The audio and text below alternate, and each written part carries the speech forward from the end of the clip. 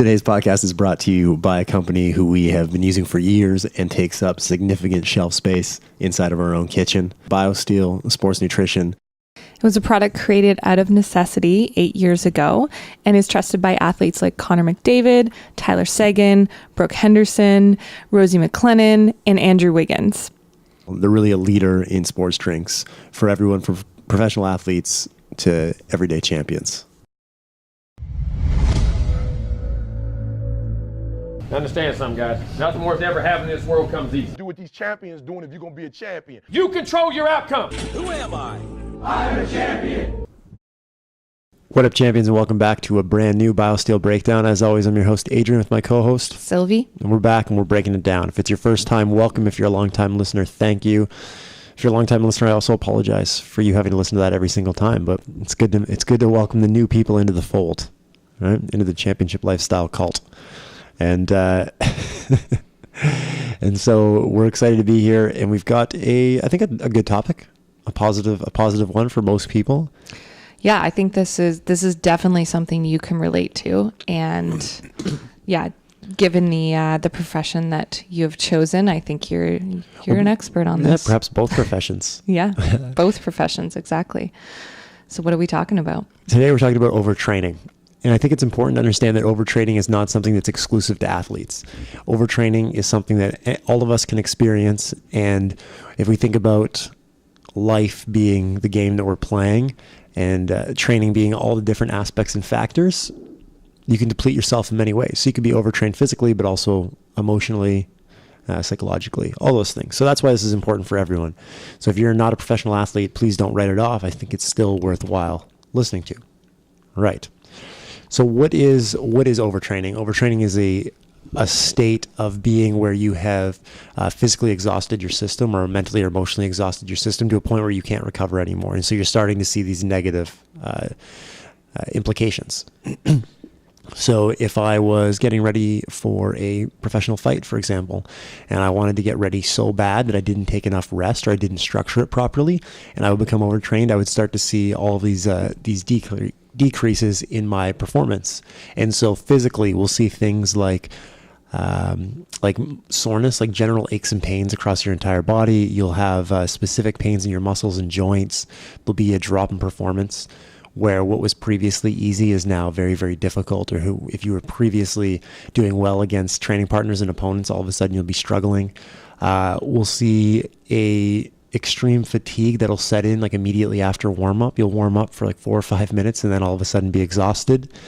Insomnia is another big symptom. You can't sleep at night. Appetite, complete decrease in your appetite. And then immunity. So you'll start to get sick.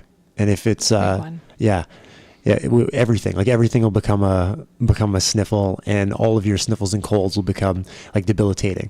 And so that's one of the big ones. And then emotionally, you'll see things like mood swings, depression, just a general like burnt out feeling where I don't actually want to go and do anything. You just want to sit on the couch. And a decreased enjoyment for whatever it is that you were doing. So if you love being out on your bike, but you're overtrained, you don't want to be out of the bike. And when you are there, it's just a grind and you're not enjoying it. You're thinking of other things. And so obviously that is negative and you can see why. And so this could happen for a variety of reasons. And usually it's not just one factor. It's usually a compound of factors. So you have something physical going on, but then on top of that, you have some sort of emotional stress that goes with it. And those things compound together. You stop sleeping at night. You don't eat as well as you should. And now all of a sudden you're over-caffeinated and overtrained. So how can we monitor? And I say this because I've been there, that's why. And then you get injured, which is a huge one. You'll see a jump and spike in injury rates.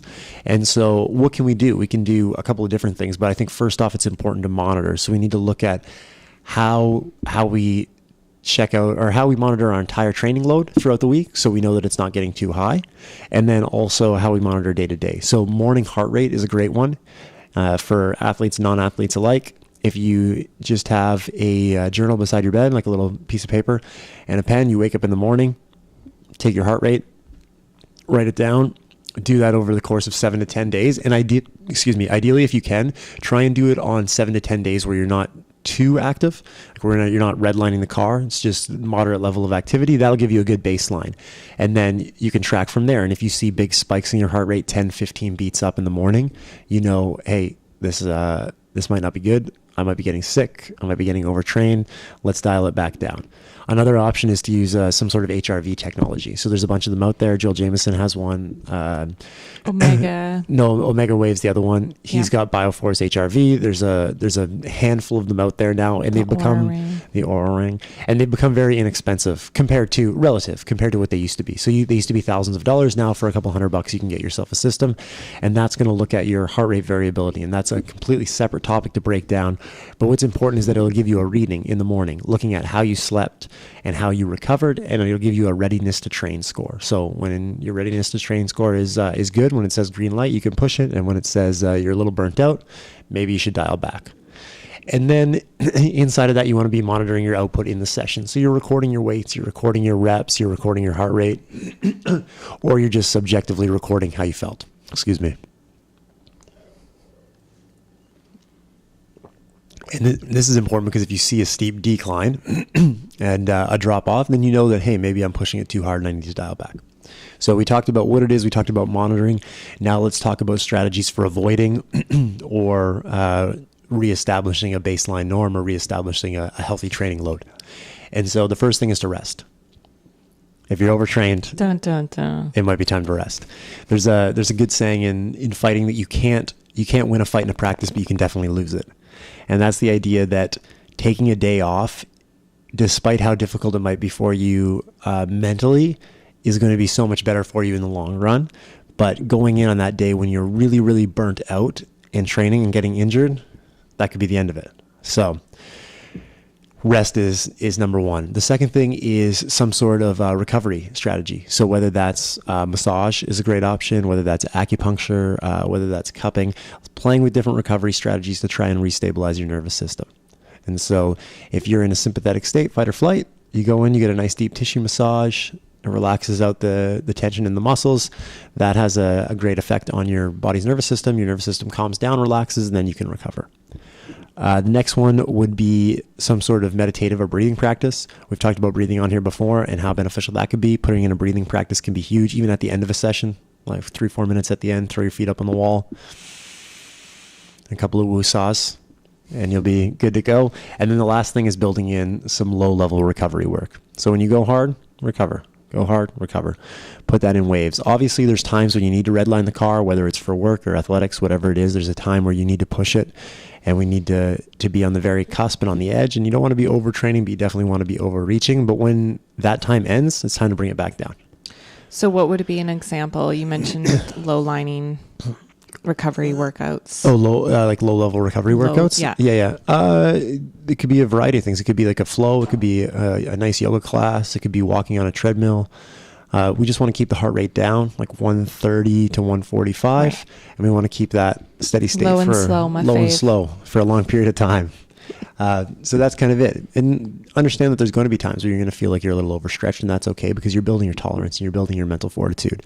So if you have a big project at work and you're in the trenches and you're grinding it out, that's okay. But when that's done, make sure you step back and take a little bit of time and then peak back up, because we can't just ride it hard all the time. Right. Got it? Mm-hmm. Anything to add? Any questions? Well, obviously you need to eat well and all of that. There's a ton of nutritional pieces that could go with this. Yeah, but 100%. That's a whole other conversation. Definitely. I think that's a wrap, right? That's a wrap. I hope you guys enjoyed it. We'll be back here next Friday for a brand new Biosteel breakdown. If you have any questions, get at us on social. We are happy to help out any way we can. Take care, guys.